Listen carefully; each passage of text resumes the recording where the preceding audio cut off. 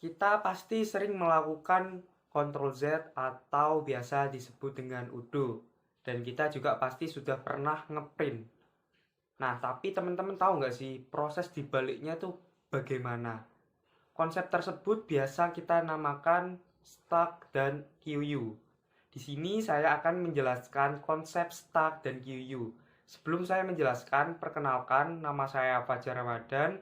Di sini saya akan menjelaskan konsep stack dan QU dan juga implementasi studi kasus stack. Let's go. Di sini saya akan menjelaskan tentang stack dan QU, implementasi struktur data dan studi kasus dengan Java. Pertama, kita bahas apa itu struktur data linier.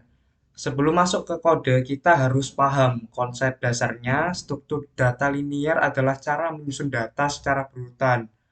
Nah, stack itu adalah tumpukan, seperti tumpukan piring, kita hanya bisa ambil yang dari atas. Nggak mungkin dong kita ngambil dari bawah atau dari tengah. Kita harus mengambilnya dari atas. Itu adalah stack perumpamaan analoginya. Dan untuk QU atau yang bisa disebut dengan antrian. Seperti kita antri di kasir, siapa cepat dia yang dapat dilayani duluan. Jadi siapa yang paling cepat datang pertama itu yang akan dilayani yang pertama dan seterusnya. Itu untuk pengertian struktur data linier. Kita lanjut konsep stack atau biasa disebut dengan LIFO, last in first out. Analoginya bayangkan sebuah tumpukan buku yang paling atas, buku yang terakhir ditaruh di atas adalah buku yang pertama kali diambil. Ini seperti tumpukan piring tadi ya. Nah, untuk di sini orientasi utama stack itu ada dua, push dengan pop. Kalau push itu menambah item ke atas, sedangkan pop mengambil item dari atas. Beda ya, menambah dan mengambil. Kalau push menambah, kalau pop mengambil. Berikutnya, implementasi stack di Java. Kita menggunakan array karena lebih fleksibel. Nah, untuk contohnya sendiri, kodenya seperti ini. Public class stack sederhana, private array list, kita definisikan string, public void push, string itemnya, terus menambahkan item, tambahkan ke atas, dan yang kedua pop, public pop. Nah, ini return item remove. Remove itu artinya kita mengambil dari yang paling atas. Nah, ini untuk pengertiannya yang tadi sudah saya jelaskan, push menggunakan add untuk menambah di akhir list. Sedangkan pop digunakan untuk remove, mengambil pada indeks yang terakhir. Nah, studi kasusnya fitur udo, seperti fitur udo. Kenapa kok stuck? Setiap aksi yang kita lakukan, mengetik, menghapus, itu disimpan ke dalam stack history. Saat tombol udo atau Ctrl Z ditekan, program melakukan pop untuk membatalkan aksi yang masuk. Jadi aksi yang mau masuk yang terakhir itu dibatalkan. Itu biasa disebut dengan fitur udo. Terus contoh studi kasusnya. Berikutnya konsep QU atau FIFO, first in, first out.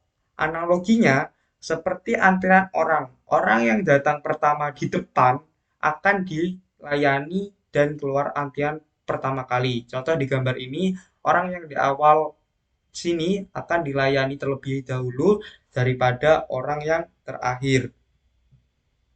Operasi utama QU itu ada dua.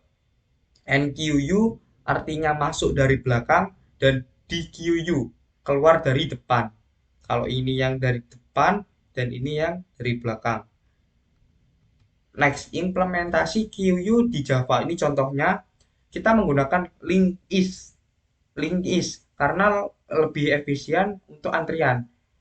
Ada dua, EQU menggunakan add last untuk menambahkan agar data masuk di ekor antrian yang terakhir, dan di QU menggunakan remove first agar data yang dilayani adalah yang paling depan atau kepala. Nah, contoh studi kasusnya adalah antrian printer.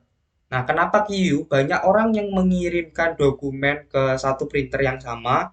Dokumen tidak boleh dicetak secara acak, melainkan printer menggunakan konsep QU untuk memastikan dokumen yang dikirimkan duluan, misal laptop laporan si Budi dicetak sebelum dokumen yang dikirimkan belakangan, foto liburan contohnya. Jadi, misal yang dikirim terlebih dahulu itu laporan si Budi, printer tidak akan mencetak foto liburan karena yang dikirimkan terlebih dahulu itu laporan si Budi. Misal ini konteksnya printernya sharing bersama.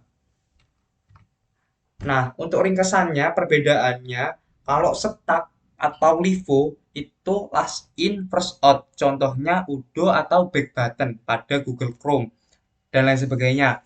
Dan untuk QU atau Vivo itu first in first out. Contoh printer dan tiket konser. Oke, sekian untuk penjelasan dari saya. Kita lanjut untuk ke implementasi. Di sini saya menjelaskan untuk studi kasus yang saya ambil yaitu Stack balik nama. Jadi outputnya nanti saat kita memasukkan nama kita, sistem itu secara otomatis membalikkan huruf kita. Dengan output seperti ini. Misal di sini saya memasukkan nama Fajar. Sistem akan secara otomatis membalikkan hurufnya menjadi Rajaf. Ini bisa dilihat Fajar, jumlah hurufnya itu ada 5 tumpukan, dan jika proses pop keluar balik namanya yaitu Rajaf. Di sini saya akan menjelaskan untuk kodenya. Yang pertama kita impor Stack dan juga scanner untuk inputan user. Pertama kita deklarasikan scannernya terlebih dahulu, kemudian kita do well agar saat user nanti menginputkan program tidak harus ngulang ngerun lagi.